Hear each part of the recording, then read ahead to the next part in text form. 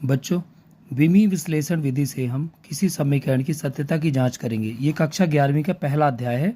इसमें ये बताया जाता है कि कोई भी समीकरण दिया गया हो, उसके सभी विमी सूत्रों को हमको मालूम करना है। यानी v क्या है, इसका विमी सूत्र u क्या है, a क्या है और t क्या है।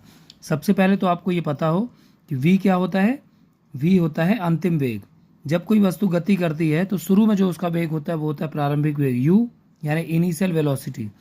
और बाद में जब उसका वेग कुछ समय के बाद बढ़ जाता है या घट जाता है तो वो उसका अंतिम वेग हुआ।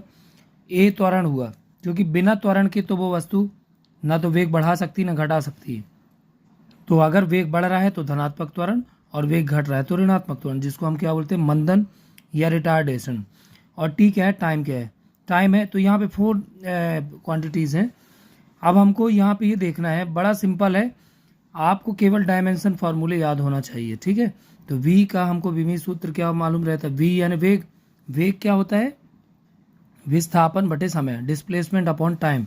तो हम क्या लिखेंगे यहाँ पे, डिस्प्लेसमेंट अपॉन टाइम। डिस्प्लेसमेंट यानी कि लेंथ, लेंथ को हम l लिखते हैं डायमेंशन फार्मूले में, और टाइम को लिखते हैं t। t जो है इसकी घात अभी 1 है, ये हर से जब अंश में जाएगा तो इसकी घात कितनी हो जाएगी, -1, तो lt -1 हो जाएगा। इसी प्रकार लेफ्ट हैंड साइड का हो गया। अब राइट हैंड साइड में जो ये तीनों लिखे इनका भी विमी सूत्र इतना ही आना चाहिए।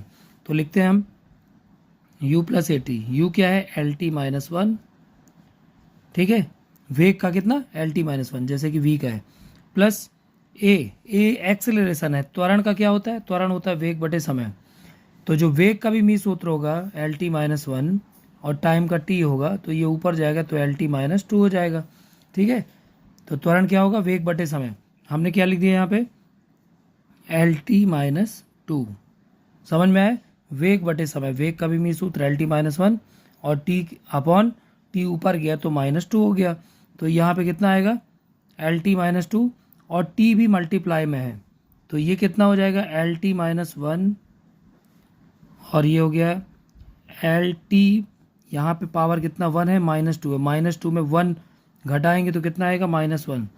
अब देखिए lt -1 और lt -1 दो बार है, तो 2 टाइम्स ऑफ lt -1। अब हम यहाँ पे लिख देंगे, दो जो है वो क्या है, विमाहीन राशि है। विमाहीन राशि का मतलब क्या है कि जिसकी कोई विमा नहीं होती, नॉन डायमेंशनल फिजिकल क्वांटिटी। तो यहाँ कितना बचेगा, lt -1। देखिए राइट हैंड साइड और लेफ्ट हैंड साइड दोनों में ही lt -1 है।